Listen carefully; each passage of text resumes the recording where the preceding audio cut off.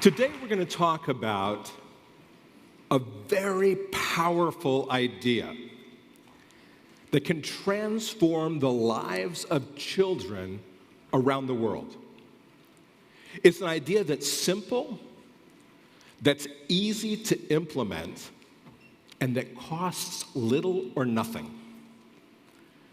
But it does require that we join together to accomplish it.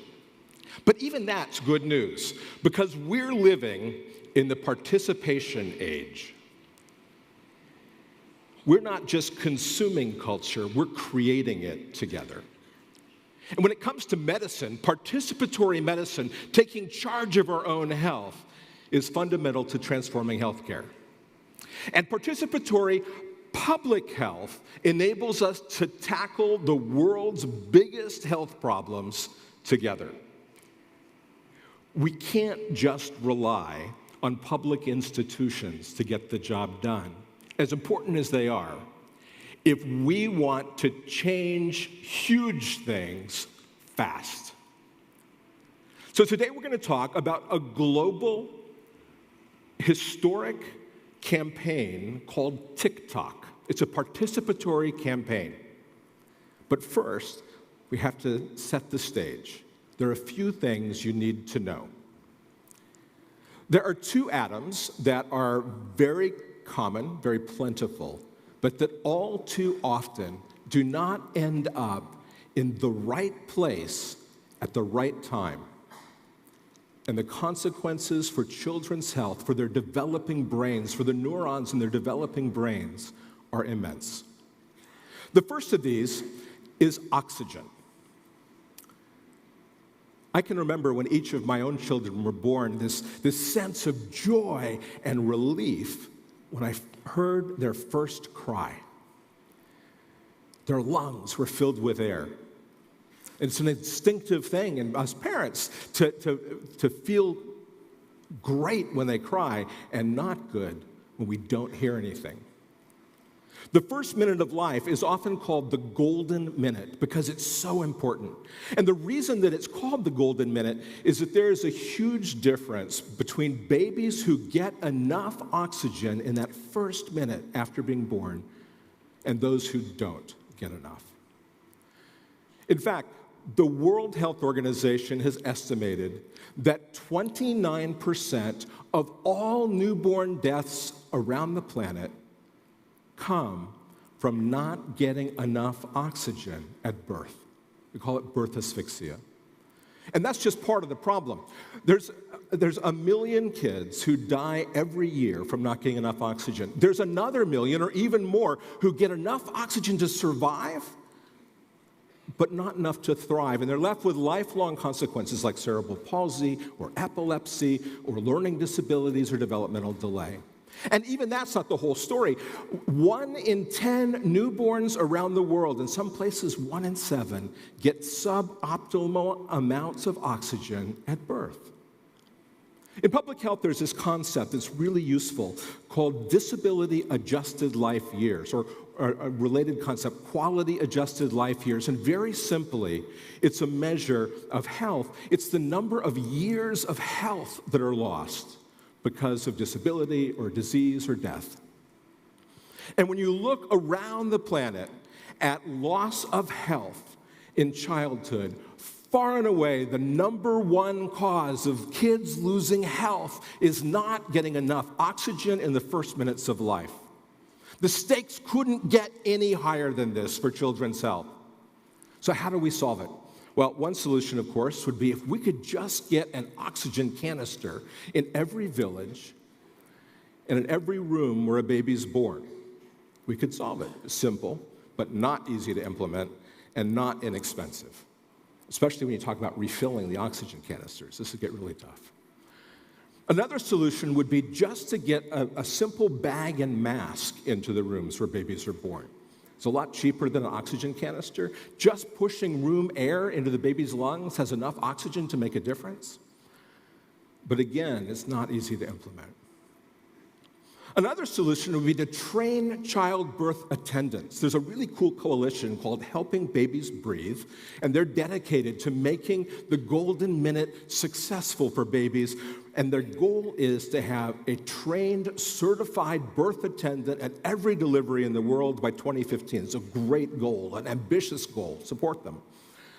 But the idea we're going to talk about today is simpler, easier to implement, cheaper, can make change faster, and makes all the other interventions more effective.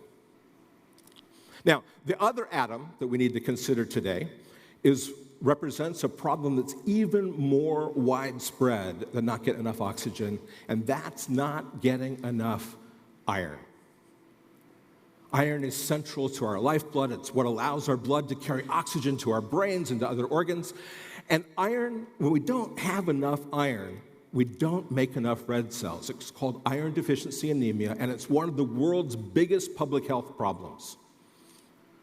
Iron deficiency anemia can cause poor gross motor development, it can cause poor memory, it can cause fatigue, it can cause you to get sick more often and have a harder time getting better. But when it comes to iron deficiency anemia is just the tip of the iceberg. Because a lot of people have normal red blood cells, but are still iron deficient enough to affect their intelligence, perhaps forever. Somewhere around 2 billion people on our planet have lost intelligence because of iron deficiency. It's a huge problem. The World Health Organization estimates that if we could just fix that one problem in a developing nation, just fix iron deficiency, we would increase their productivity by 20%, their GNP by 20%. Huge health and economic benefit. And it's not just developing nations. In the developed world, in the United States, where I come from, iron deficiency is still common.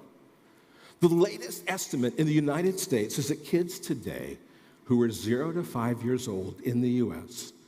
together have lost 9 million IQ points from not getting enough iron. That's in the U.S.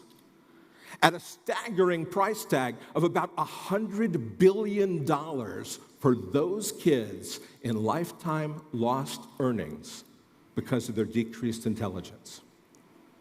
So if we were to spend billions of dollars to fix iron deficiency, it'd be a good investment. And one way to deal with the problem would be to manufacture and package and distribute iron supplements all over the world. And there's people doing that. It's a great idea, but it still hasn't. Tens of millions of kids have been helped, but it hasn't solved the problem. Another idea would be to distribute iron supplements to pregnant women around the world. There are fewer of them. It would help the moms. It would help the babies. Great idea. I support a group called Vitamin Angels that's doing that. I've traveled with them to villages that have never seen a doctor before and seen the impact of getting iron and other micronutrients to them. It's very cost effective. It's very cool. Another way of solving the iron problem would be to fortify all of our infant formula and all of our cereals, infant cereals, with iron. And that's the leading solution in the West. But there's something kind of off-kilter about that solution. And here's the clue. Among the highest risk kids in the world for iron deficiency are the babies who are exclusively breastfed for longer than 6 months. And to me, I found that really counterintuitive, right? Because breast milk, human milk, is the perfect food for human babies. Why would those be the ones at risk? I mean, it's got the right nutrients. Here it is. Breast milk is, quote unquote, low in vitamin D because, presumably, historically, babies got vitamin D from the sun. Today, they spend most of their life indoors. And breast milk is quote unquote low in iron, presumably because historically they got it a different way and not from boxed cereal and infant formula. So I want to tell you an idea now that I want you to remember for the rest of your lives. It's time to get to the solution here. I want to ring a bell that can't be unrung to change your perception. And here's the idea. At the moment a baby is born anywhere on the planet, a third of their blood is outside their body.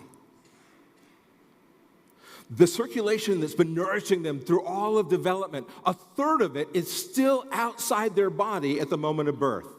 And for all of human history, for as long as we have been humans until very recently, what happened was this beautiful thing. The baby would emerge, and then you would see the umbilical cord would start pulsing, pumping, pushing blood into the baby. And the baby would get about 30% more blood during the 90 seconds or so longer than we currently allow the blood to flow. So what happened? What's this 30% extra blood do? Well, first of all, they're basically getting iron supplements. Without the packaging, without the manufacture, without the distribution, they're getting iron-rich blood, enough iron to last them for months and largely eliminate iron deficiency anemia in kids without cost. They're not just getting iron, though. They're also getting oxygen. Before a baby's born, they get all of their oxygen through the umbilical cord. And in that golden minute after they're born and all the circulation is changing around and the lungs are starting to open up, they're still getting oxygen through the cord.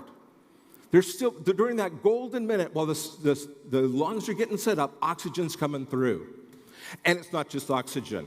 They get red blood cells, the only cells in the body that can carry oxygen.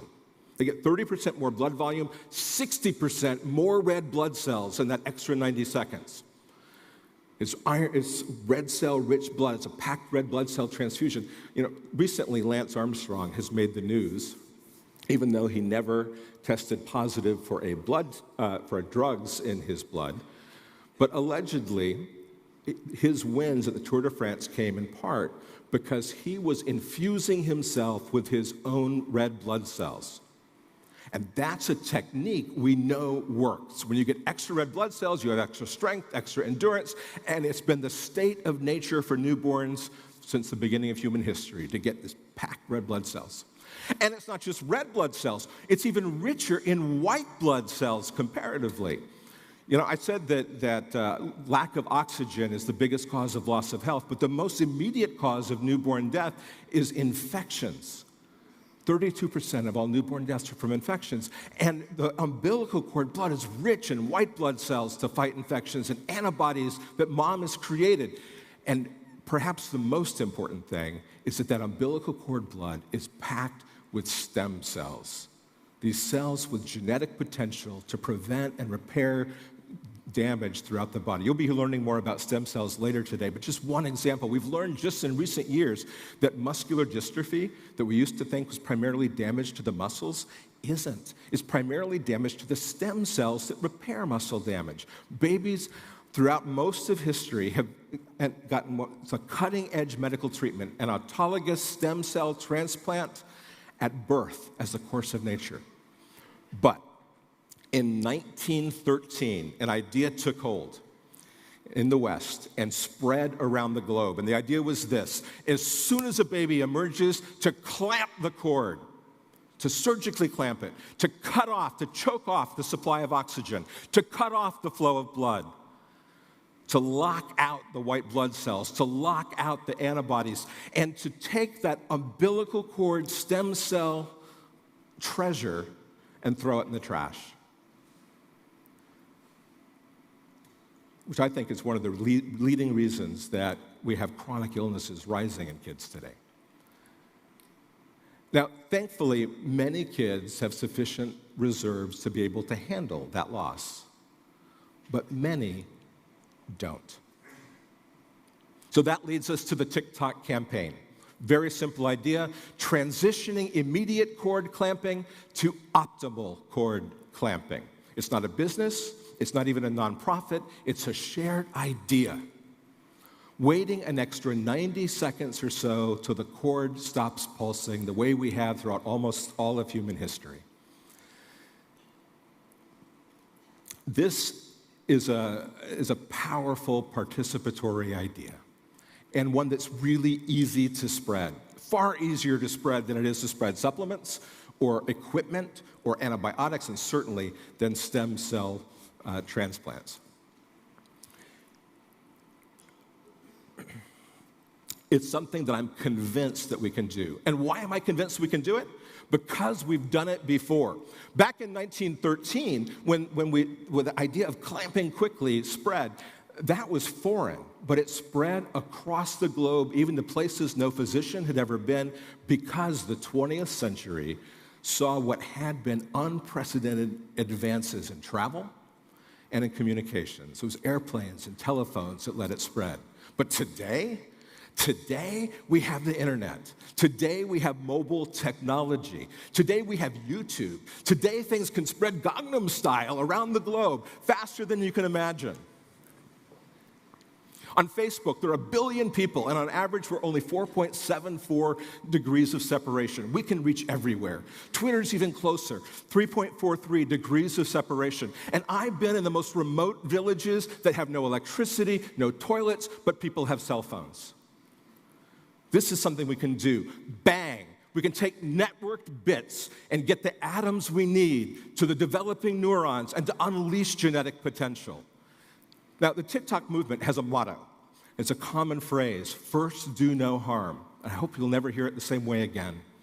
Because the first intervention of the 21st century medicine, the first thing that we do for a baby is this surgical clamps and severing that has no evidence base. There's no credible evidence of benefit. There's solid evidence, though, that it depletes iron storage, that it decreases oxygen, that it diminishes oxygen carrying capacity, that it deters our abilities to fight infections, and that it deprives babies of some of the most unique and important cells in their body. If you look up, there's a big scientific evidence showing the safety and benefit of doing it the way nature has always done it. It's often called delayed cord clamping in the literature. I object to the term. It's not late. It's optimal cord clamping. It's on time. So how do we participate in this together? How does a TikTok campaign work? And it couldn't be easier. To participate is only 2 things. First, request optimal cord clamping for your loved ones. And second, share this simple idea with your networks, your social networks, online and off, preferably as loud and as far as you can. But just request it and share it, and that's it. We can change the world. It's not just humans that have done this for all of human history, by the way. Primates, too, have umbilical cords, and they instinctively wait. None of them will sever the cord before it stops pulsing. And it's not just primates. Mammals throughout the world have umbilical cords, and they instinctively wait. None of them will actively sever the cord. They'll wait. Well, today, TikTok, more than 250,000 babies will be born today. For most of them, it'll be clamped immediately and thrown in the trash. This intervention works for kids born by C-section or vaginally, born on time or early, whether you want to bank the cord blood stem cells or not. We can change it. Let's do it. Thanks very much.